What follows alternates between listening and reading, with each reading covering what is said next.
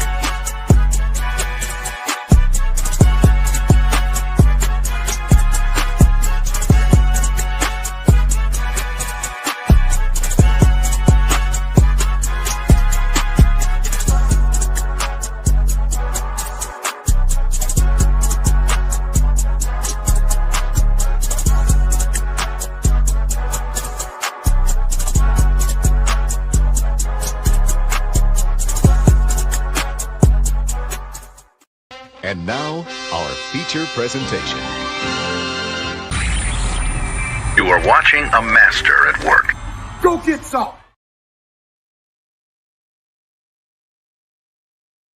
What is happening, my brothers and sisters? Welcome to another episode of The Combat Club, because it is a club where everybody can join in, because it is a club with 100% attitude. In this club, we're born to fight anytime, anywhere, anyone. And this episode is going to be dedicated to all the veterans and the troops on the Day of Veterans, which is on Tuesday, November 11th. So salute to the troops, salute to the veterans. And to be honest right now, we're almost getting there of the fight week, because you know what time it is. It is the UFC 322 fight card, motherfuckers. Because in this episode, we're breaking it down to the main event, main card, and the co-main event, which is 2 titles at the price of 1. Now, right now, we're here along with my co-host, Zenith, because we're bringing the thunder at lightning, because I just wanted to tell you how you're feeling this Wednesday feeling, because I know we're getting pumped up for the fight week. Yep. We're going to bring it to the noise to New York City right now. All right, ladies and gentlemen. Yes, sir. Make sure to subscribe to Capitán Rafucho. And there it is. Make sure to subscribe to Capitán Rafucho. And of course, Science Zenith is right there. Make sure to subscribe to him. And of course, follow those social media coming out there on Twitter, Instagram, Kick, TikTok, every time, because right now it is the fight week of the UFC 322 in New York City. Yeah, excited to be here. Sorry, I had some mic problems, but I got that fixed. But yeah, two exciting super fights. We got Delamenya versus Islam, and then we do have Valentina versus Ray Lee. Should be a fun fight court, and even just looking from the top down, from the bottom up. I mean, like this whole fight court is loaded. I know we're gonna concentrate on the main court tonight, and even the main court. I honestly think this is one of the best main courts of all time. If it does live up to the hype, definitely in the top 10. I mean, like this is definitely a stacked event, and I'm super excited to talk about it. Let's get it. Yes, we just wanted to keep it on because I know we're really pumped up for the main event and of course the main card, because this one is gonna be so much interesting that we're talking about it, because the UFC 322 is gonna be on Saturday on the Madison Square Garden. All right, because right now it is the opportunity to predict all those things that are around for the main card, because we're gonna talk about between for the first one of the main card. For the lightweight bout. First, we got Beneil Dariush versus Benoit Saint-Denis.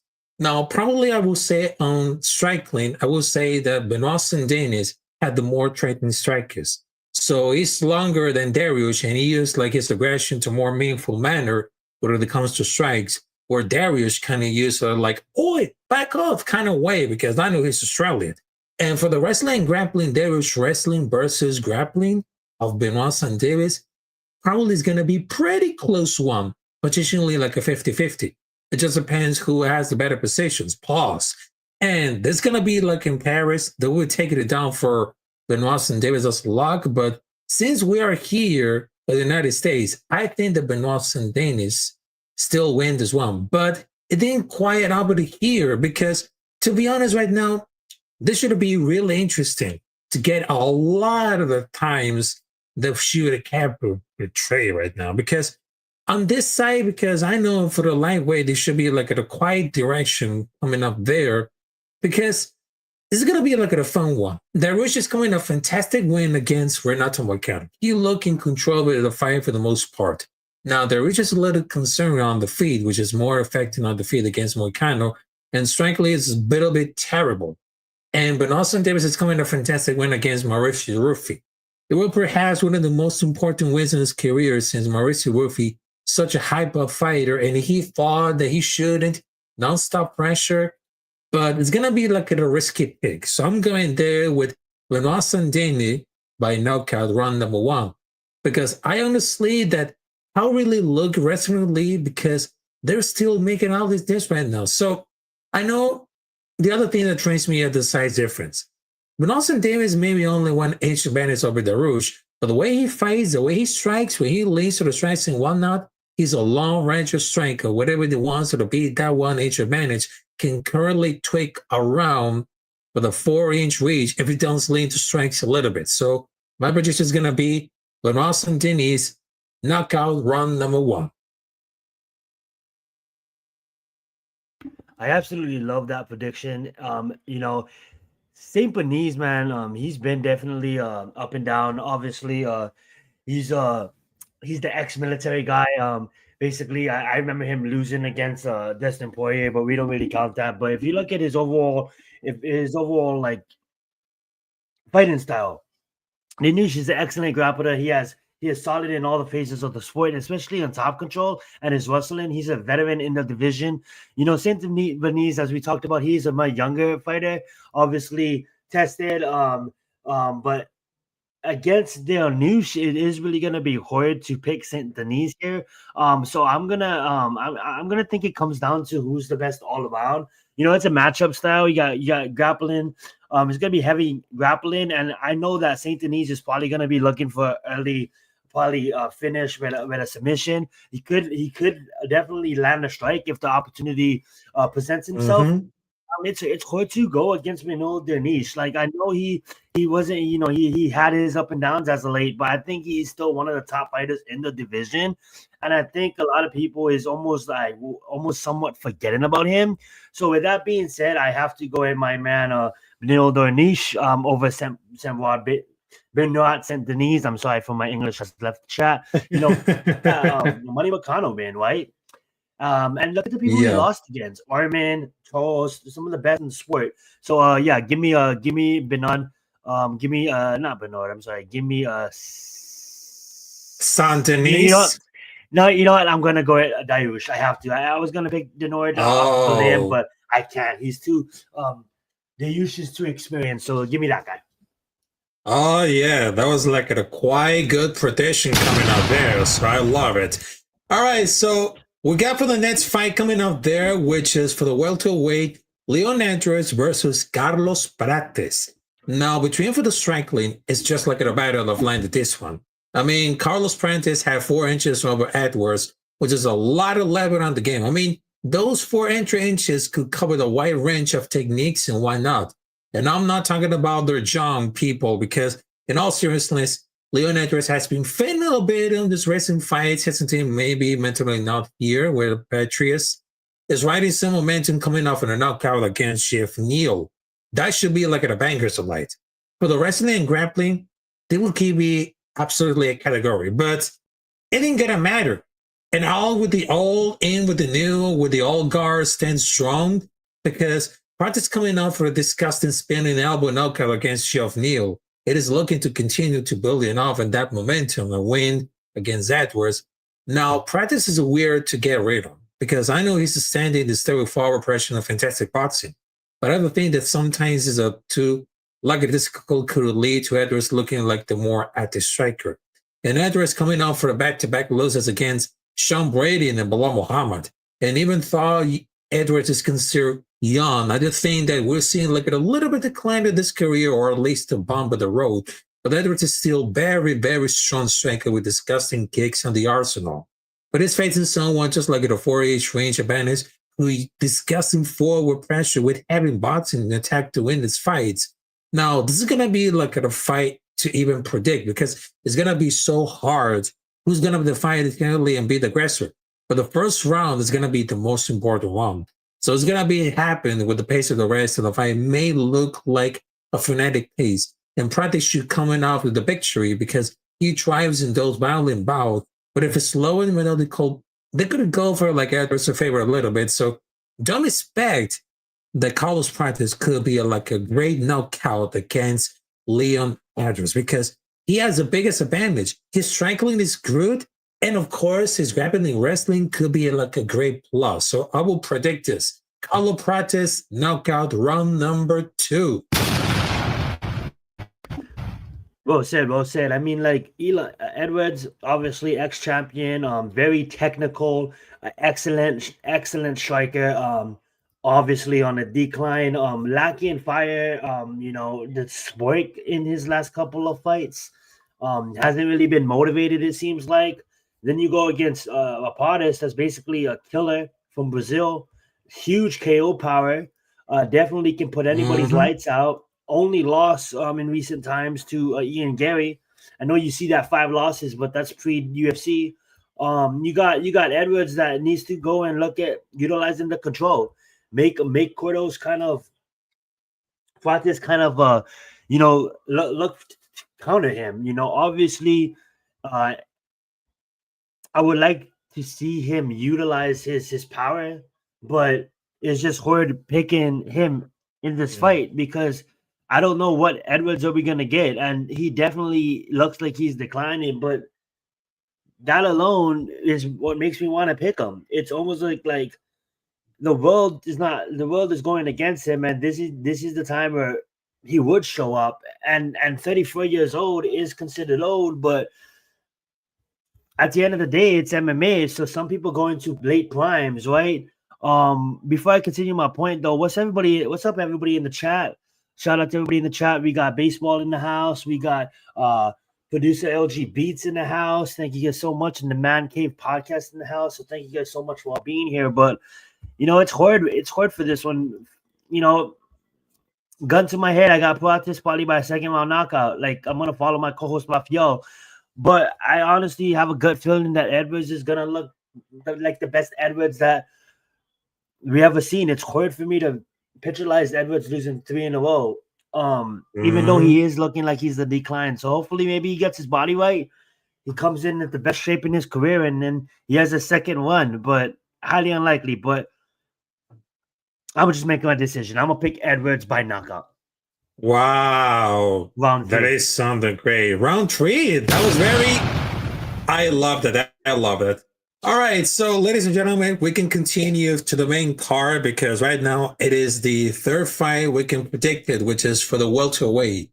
We got Sean Brady versus Michael Morales. United States versus Ecuador. Now, this one is going to be really interesting. So we kind of have to re-expect it. This should be like a fun one. For the striking, Morales has great striking, but also he can be like a little bit messy at times. So I don't think it's going to be like a clean technical striking. But these two, it's likely to be messy with Brady. Looking for straight shots up to the top to get the takedown, and Morales to pounce on Brady, particularly most of the hand to the leg side as well. And for the wrestling and grappling, so this is where Brady should reign supreme. The Morales takedown defense is very solid, at least on paper. And Max Griffin was the most recently fighter to take multiple takedowns on Morales, and he couldn't get him achieved too much. But I think that Brady is far better than Griffin on the ground, and we see Morales be probably testing the area. And this is going to be like an interesting fight between grappler versus striker. Is one to be really expected here. It should be like something of a fun one. And Brady's coming off of a string of victories after his first loss against Bilal back in 2022. And he looked absolutely dangerous. His wrestling was always that key to the victory when it fights, and grappling is absolutely brilliant. His strange downward pressure, but he's on top of the control. It's something beautiful. And I know he was practicing along with John Pfeiffer, as known as the Body Bags from New Jersey. And he has a very clear wrestling edge, and I think we're going to see into him wasted a little time to find it to take down against much taller and longer Morales. And Morales going out for the fight undefeated. But in a way, the momentum that's absolutely brilliant to witness, the Morales liking to want to keep this fight keep standing. As we prepare for wrestling aggression from Brady, I do think the Morales is going to be used to boxing that's about countermeasure to attack Brady as enter but a takedown. And I got Brady winning on that one. But it's a fight to be extremely 50-50 because there's a lot of expectations being wrong or right. But that fight is going to be so much explosive. It's impossible to predict. So this is going to be like the first time in a long time. But I'm really comfortable about Sean Brady winning that one by knockout because his head strength tendency, it's up on the roof because he has got a very to give it like an advantage, and he's calculating on standard when it comes to the takedown. And I just think that it's a style that more than enough to tell the takedown defense of Morales. So I was going to tell you, I'm sorry, Michael Morales, but your time for undefeated is time off because I'm going to predict it at that fight. So sorry, Michael Morales. I know for your Ecuador. So my precision is going to be simple. Sean Brady, knockout round number 2. Dang, Sean Brady by knockout. Alrighty. Yeah, so Sean Brady definitely a dog. Definitely has been proving it in the UFC. High level grappler. Strong BJJ.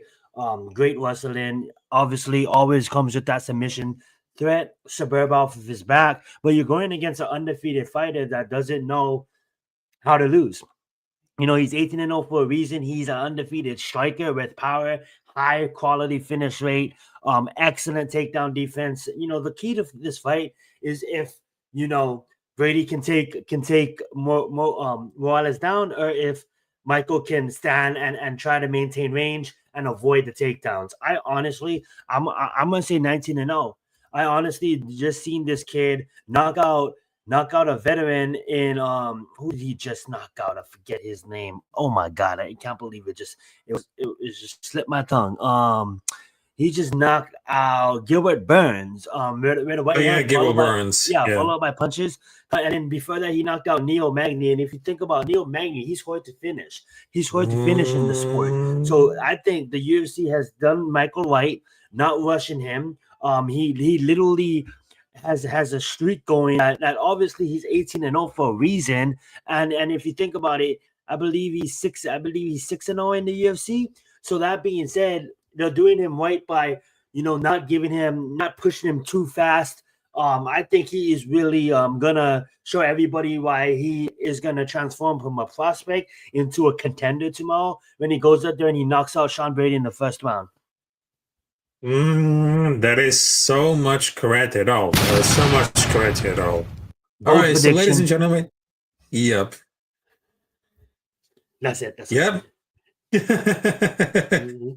Yeah, that should be like another explosion coming up there.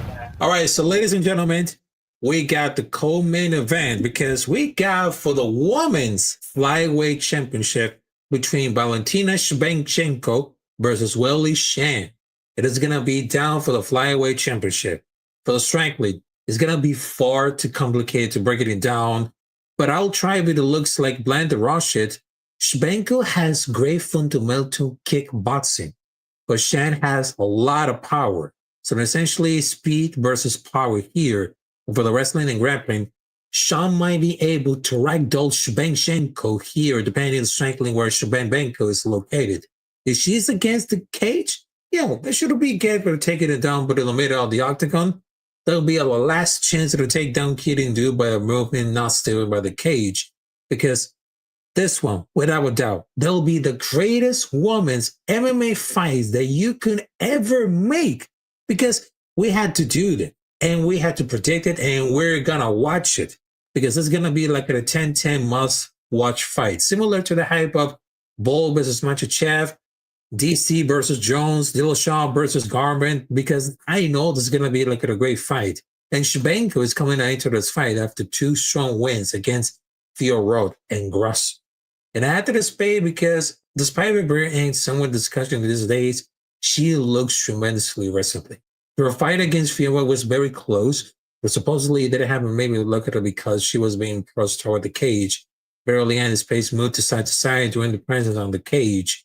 But Shan is coming off of the string of building wins over the contenders in the strawweight division. And she faced the big names in her division, those names with asterisks. That's longer to be the main focus because Shan is going to be looking to bring it down. Then coming off of the fight with Gusto, renewed sense of urgency for a chance to dethrone the GOAT of the women's mixed martial arts, a chance to once again certify herself as the most dangerous fighter you can see. But I think it's going to be so much interesting to watch about this because this is going to be like a cleansing example. Let's just be fans for once and let's just enjoy like a spectacular that fight because that fight is going to be like a gift for every fight fan. But love it or hate it, I'm going to pick out with Valentina Shevchenko by decision. Yeah, I mean, like it's really hard to go against Valentina in this matchup. I think I want to see the weigh-ins on Friday. I want to see how Ray Lee put on the weight. Obviously, Ray Lee is moving up in the weight class. She's elite power. She brings heavy hands. She brings an aggressive tempo, and she attacks at an ever-evolving, constant rate of pressure. And that's her advantage is to really pressure Valentina here. But I honestly think that she is just going to be outclassed here. I honestly think that Valentina I would honestly say I wouldn't even be surprised if she looks 2 levels above Ray Lee in this matchup. I just think Valentina is one of the best females to ever do it. Definitely a top 3 right up there with Amanda Nunes. She has the better resume. She's elite from every angle, world-class striking, utilizing kicks, constantly countering, strong wrestling, great defense, absolutely top 10 out of 10 in fight IQ, a 5-round endurance. This is the perfect female fighter. If he was building the female fighter in a lab, Valentina will be the one that emerges out of machine. So that being said, it's really hard to bet any fighter on planet Earth going against Valentina if her name is not Amanda Nunes. So that being said, give me Valentina. Wow. Yeah, because that's going to be like a very interesting one. And I love to see one of the predictions because I know it's a much want see and don't even expect it because this one is going to be the fight of the night between Valentina Shevchenko versus Sean Wally because it's about precision, speed, power, and of course, who rule and the war on the women's mixed martial arts. So that's gonna be like a fun one. And right now, ladies and gentlemen, hit him out with the Bruce Buffer song because it is. It's time! It is time to predict the main event of the evening in New York City at the Madison Square Garden between Jack Della Maddalena versus Islam Makhachev for the welterweight championship. Now it's striking. Jack Della Maddalena has every single advantage on the feet.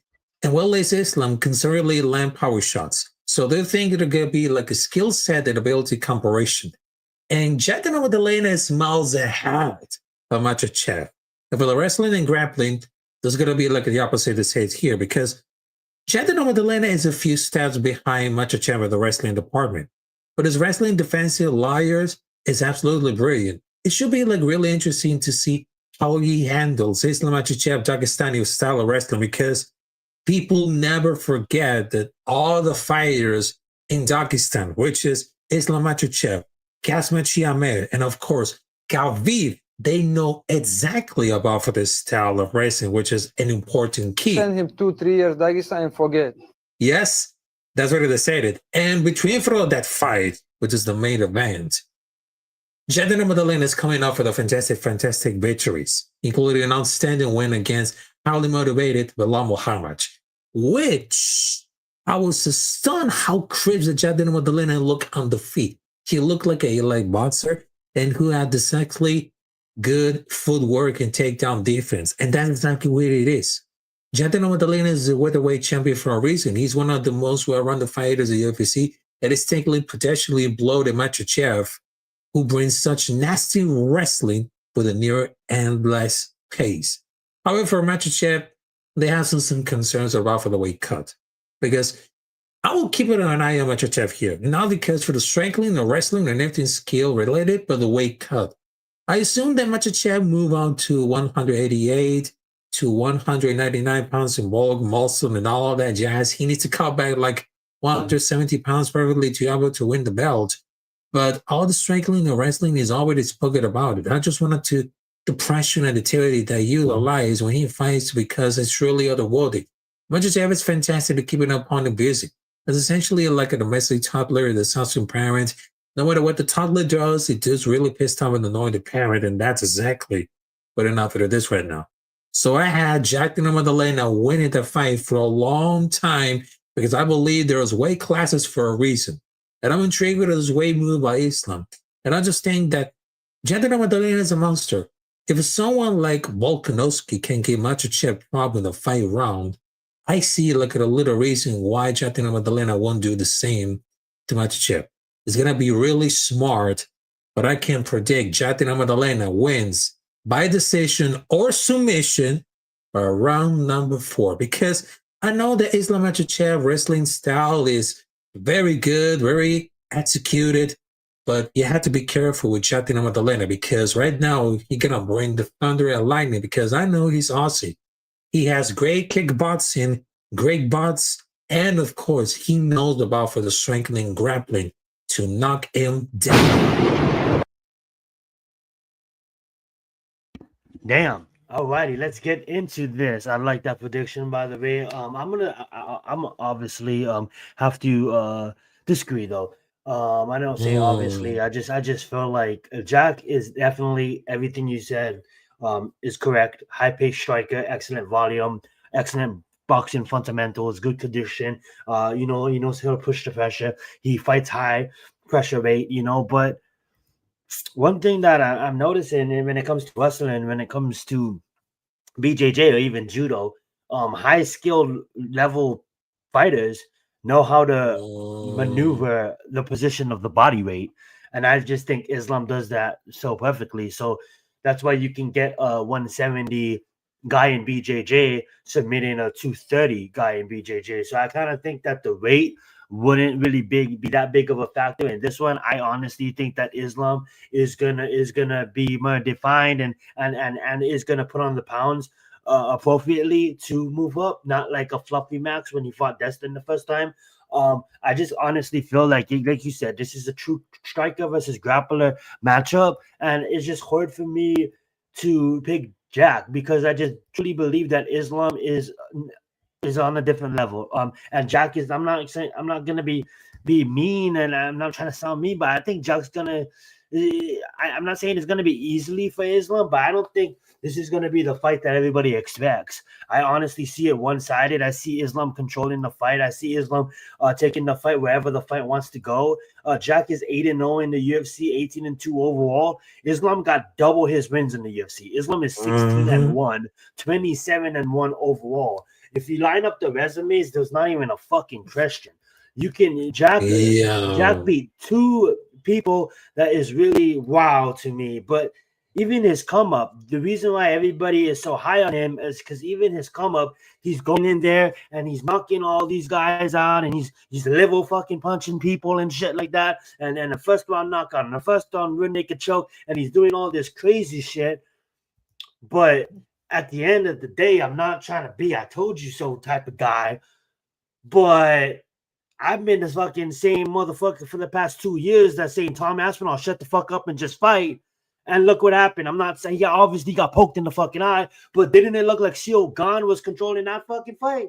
So I kind of see the same thing here. It's like there's levels to this shit. And I honestly think that Jack, even though he's a great fucking fighter, he's not even on Islam's level. And he's going to show on Saturday night. It's going to show that there's levels in this in the sport. And I think Jack is a fucking great fighter. Does he come out there at the age of 29 and shock the fucking world and beat the 34-year-old Islam? Absolutely. He could possibly happen.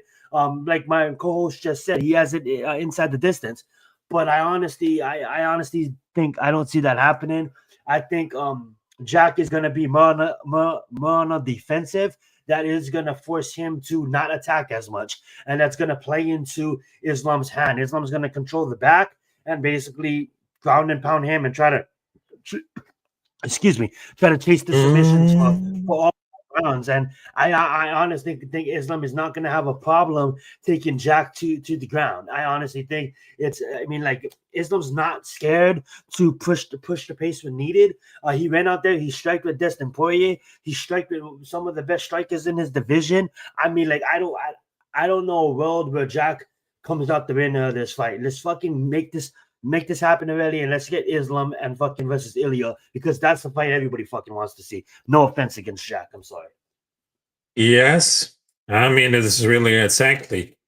All right, so after we can talk about like the main event, which is Islam Makhachev versus Shaktin Radulena, because I know for the next topic we can talk about like the lightweight rankings, because I know the number one is Islam Makhachev and the current champion is Ilya Topuria. Now in number two, there's Arman Tashutian. There's number three, Charles Oliveira. There's number four, Max Holloway. And also they got Gamrot, Darouche, Fizia Moicano. So all these fighters, they have a lot of tension when they fight, because it's not like the best of the UFC anymore, but it's still strong for the rankings of lightweight. That I will see like in the 2 years, how many old names will be gone. I mean, the division is carried on not only by Max Holloway, but also with Ilya Topuria.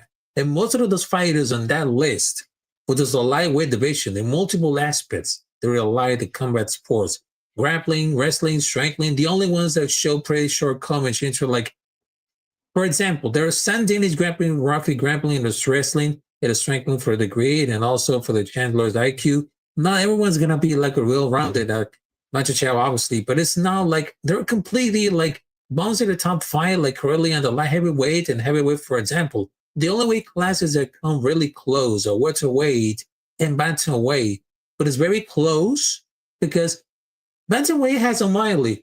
Marlon Barrett's a highly funded at top 15. All they had to say was flaws into the game. And the welterweight, they had Daniel Rodriguez, Prates, Jeff Neal, and now Mike Mallow, who aren't world-class fighters. Also, there was Covington and Usman who are being like inactive lately, but they're clearly in under the prime. But it's still crazy that I remind that just the weight classes are more than light, that a pound for pound level to compare to lightweight. That I just don't think that we're just getting really yet.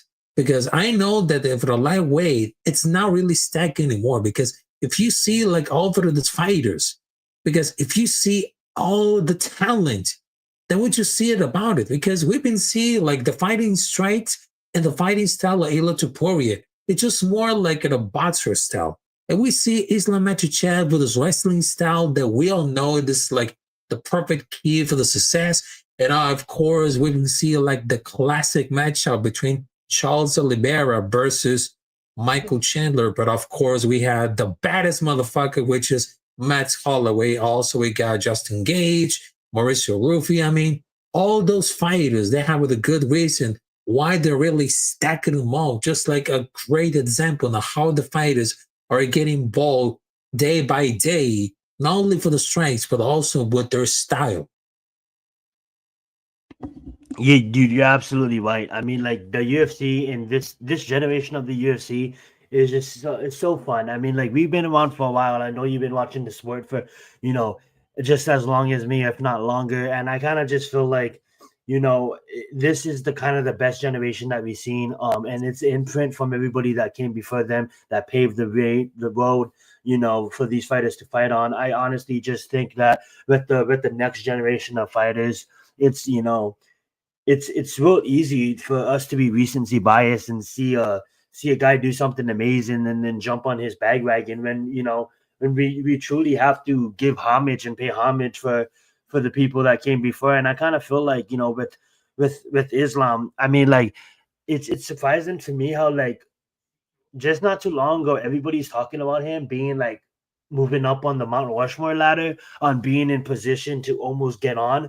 Now everybody knows my Mount Rushmore has 4 people, and if I was to create my personal Mount Rushmore, the 4 people will probably include GSP, John Jones, Khabib, and Mighty Mouse. It's just my personal list. But I truly kind of believe that not too long ago everybody was talking about Islam kind of being that 5th, 6th, 7th. Exactly. In that spot. And it's crazy to me how now Jack goes and he does it what he does against Muhammad, and you look at the odds and you look at the MMA community, and it's almost like oh wow, maybe he can beat Islam. But there's difference between Muhammad type of fucking wrestling and Dakistan type of wrestling. Nothing against Chicago. And I just kind of feel that like, how do you? I mean, like this is why they have to fight, and this is just my personal opinion. So everybody's entitled to their opinion, but I just kind of feel like for me, I can't. When I look at Jack, I don't even put him in the top 20 right now, and that's just me personal. I don't even put him in the top 20. I can name probably 19 fighters that's better than him, even though he's the best welterweight on the fucking planet. That might sound absolutely absurd to people. Maybe I'll be nice. I'll probably put him around 15. So definitely in the top 15. But how do I go on almost fucking Islam almost making Mount Rushmore to him losing against Jack? That's not even in my thought of Mount Rushmore. So that being said, I just think that Jack is a great fucking fighter, borderline elite fighter. And if he goes and he shows and he beats Islam, he's borderline elite. I'm a fan that is really hard to win over. I mean, like it took Ilya fucking to fucking knock out Max Holloway until I'm like, oh wow, okay, this guy is really about that life. And there's a lot of fighters that gets exposed. I was quick to say Bo Nickel is being pushed too fast.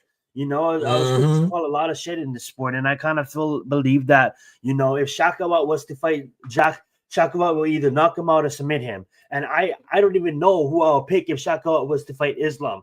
So I just think Islam is just next level, and I honestly don't think that this is a matchup where you have to think too hard about it. I'm gonna put my money on Islam, but hey, anything is possible on a Saturday night. Yeah, I think anything is gonna be really possible. So I'm not even gonna lie, because this is the lightweight rankings, because I know I was ranking Ilia Topuria as a current champion. Now they got Islam Makhachev, number 2, Charles Guillen, number 3, Oliveira, number 4, Max Holloway, Justin Gage, Patty the Pimlet, Dan Hooker, Gamrod, Darush, Fizet, Moicano, Chandler, and Denise, Dawson, and Ruffi, because I understand that the weight class, they present a lot of more striking, grappling, and wrestling, because they know exactly what they're thinking about it. They know exactly what they really think about what's going to happen between for the welterweight classes, the heavyweight division, because I know that for the last week, we just saw a complete dominance of Josh Hartkett. which I had the opportunity to talk with him just like a few months ago. And I love how to see, like, because Josh Hockey reminds me like at a prime era of Channel Sonic with the trash talk, and of course is absolutely dominance right there. Because I just told the Josh Hockey that he could be like the savior of the heavyweight division. And after the poke eye of Tom Aspinall and all the people that say it of Tom Aspinall really quick, but I understand that the heavyweight division needs something like really more aggressive, because we don't want it to see like something like weaker. We want to see like very stronger, they're very competitive with a lot of discipline and a lot of mentality to get on the top. Absolutely. And if you look at the heavyweight division, it's a division where you don't have to be fully mastered of all the crafts. I mean, like you can go in there as a blue belt in BJJ and get away with it. I mean, like this is the division where you can be half rounded. You know, you don't have to be well rounded. You don't have to be, you just fucking specialize in boxing, never fucking wrestled a day in the life, and probably get a couple of wins. I'm just being honest. I mean, like the heavyweight division is a division where I'm not saying you don't have to train for it, but you don't have to really cut weight, and you really don't have to be as skilled as if you was in the light heavyweight division or some lightweight division. I'm sorry, some of the smaller divisions where you try go fight a lightweight with not having fucking BJJ and wrestling. Good fucking luck. We just explained to you that most majority of those fighters on that list is well-rounded, and when you look at the heavyweight division, no matter who's going to be controlling it in about 2 to 3 years, I honestly think that it is going to get better. We are going to be looking at super heavyweights that's just going to come in and not in the scale of weight, but just in the scale of skill. They're just going to be outperforming all these heavyweights that came in the past. So I think Nagano was kind of like this super freak. I think in 2030 there's going to be like 5 Naganus in the heavyweight division. Yep. I think it's going to be so much right on this one now. All right. So I know there is going to be like the last topic, because we're going to talk about like over the leg of this one. Because have you ever thought that before, because I know 2026 is going to be like a great year in combat sports, but what would happen if the UFC White House coming up there on July and they have super fights?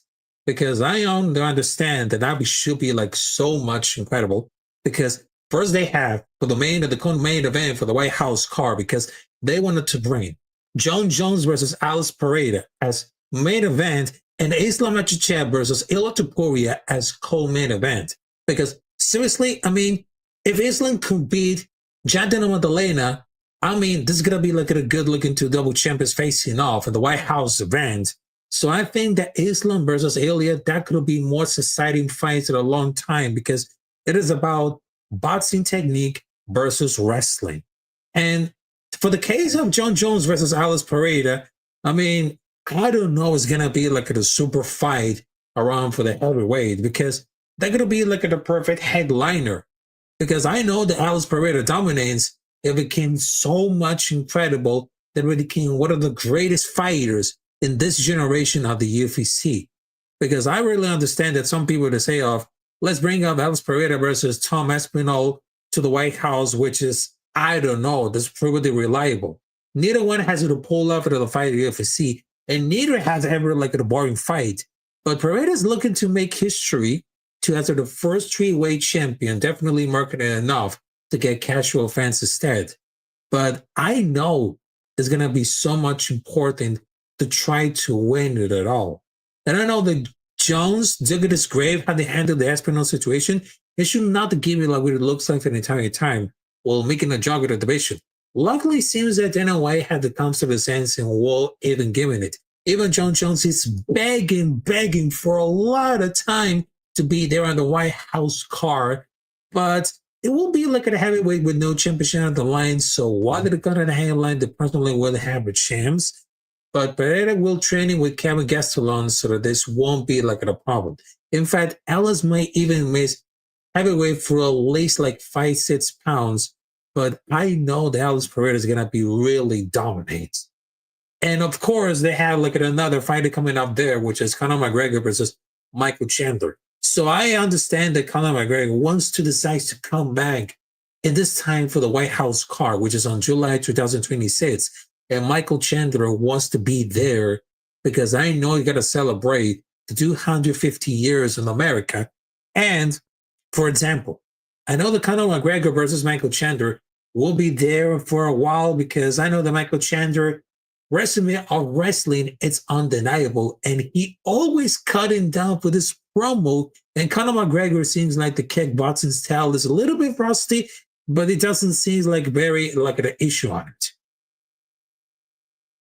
Yeah, I honestly think that this White House court is going to be special in a lot of different ways. Not only is it going to be celebrating the 250th anniversary of the country of America, but also, like Raphael just explained, it is going to be a super court, stacked from bottom to the end. I think we should start looking at this court a little bit different.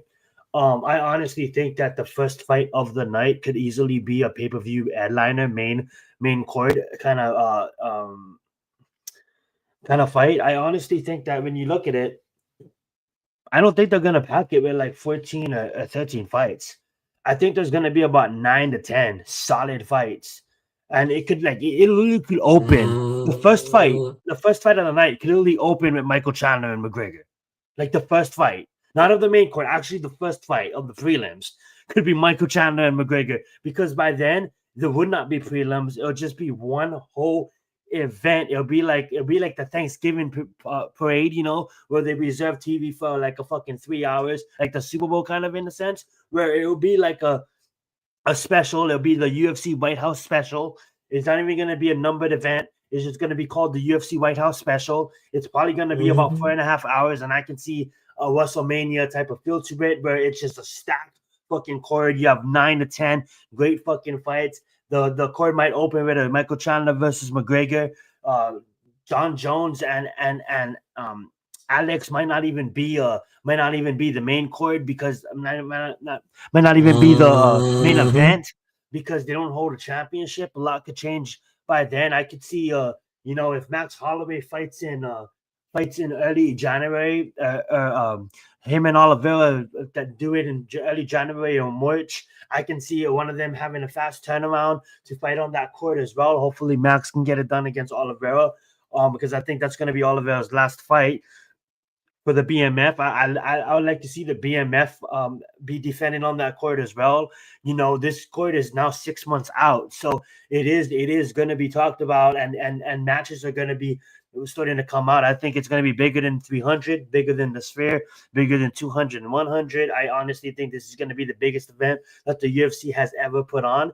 Not only that, it's just because the homage. I mean, like Donald Trump opened up his doors at Taj Mahal when the UFC first started, and I honestly think that, being how close they were, UFC Dana White literally is gonna probably just do one for the country of America, obviously, but one his friend, obviously Donald Trump. We all thought it was a joke when he's like, just doing a speech one day, he's like, we're gonna have a fight here at the White House, and everybody's like, what the fuck, how are you gonna do that?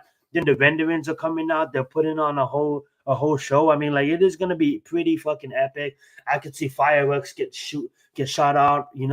Utilizing fireworks, and just a big happy birthday to America. So, consider this fight card. No matter who fights on it, you're gonna have a main event from fight number 1 to fight number 10, and I honestly think that's how it's gonna go. I don't think we're gonna have like a 5-fight main card, a 5-fight prelim, a 5-fight early, a 2-fight early prelim. I think it's gonna be like straight solid 1 card, just straight 10 fights, and it's gonna be some of the best fucking matchups you ever seen in your lifetime.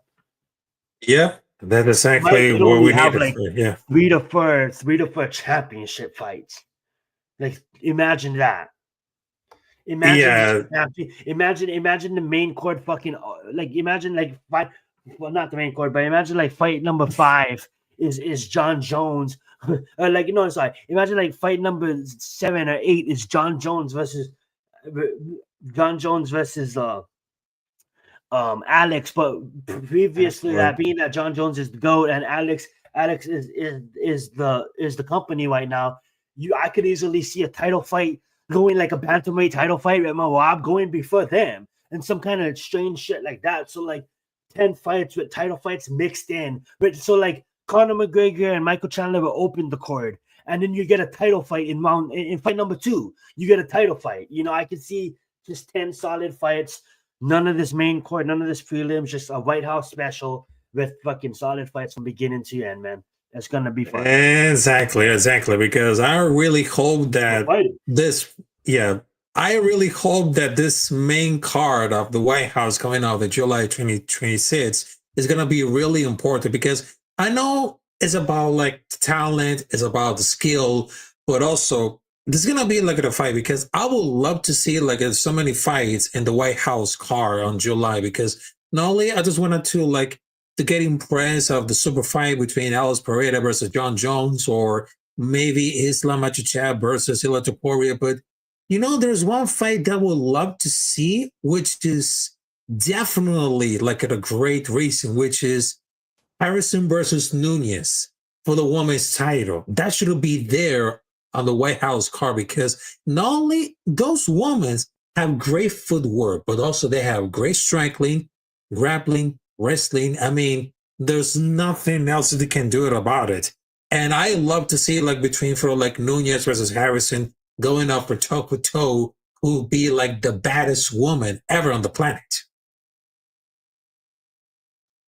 Yeah, I mean, like, you don't have to sell me on that. I easily could see, Harrison, as much as she reps the United States, being her Olympian herself, that's gonna be major. And then why not Amanda Nunes, the greatest of all time? You know what I'm saying? Mm-hmm. Why not even double it up? Why not have if Shevchenko comes out this one, have Shevchenko on that court as well. Yes.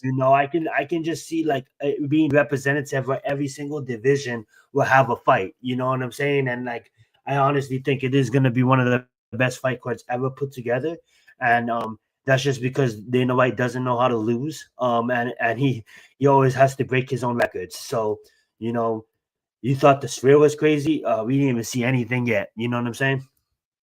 Yeah, I wouldn't be fucking surprised in 2045 we're announcing a fucking fight on the moon. Like, you know what I'm saying? Like, it's just gonna get crazier and crazier. Yeah, this is gonna be really crazy and crazier. All right, so ladies and gentlemen, that's it for this episode of the Combat Club, because it is a club where everyone can join in, including mixed martial arts, wrestling, and boxing fans, because in this club we're born to fight. Anytime, anywhere, anyone. So make sure to subscribe to Capitán Rafucho on YouTube.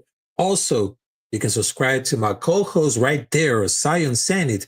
Also, you can follow all of it for the social media on Twitter, Instagram, Kick, and TikTok. And of course, this weekend is going to be really explosive, because I'm going to bring the thunder and lightning. Because you know why?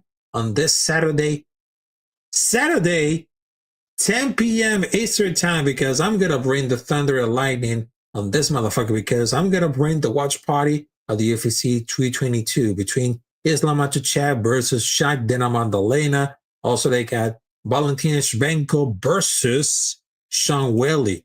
And I know this is going to be like so much interesting fight. So they're going to be more than excited. So don't forget, Saturday, 10 p.m. Eastern time, the watch party of my YouTube channel, UFC 322 watch party. So I hope you're going to be there so much.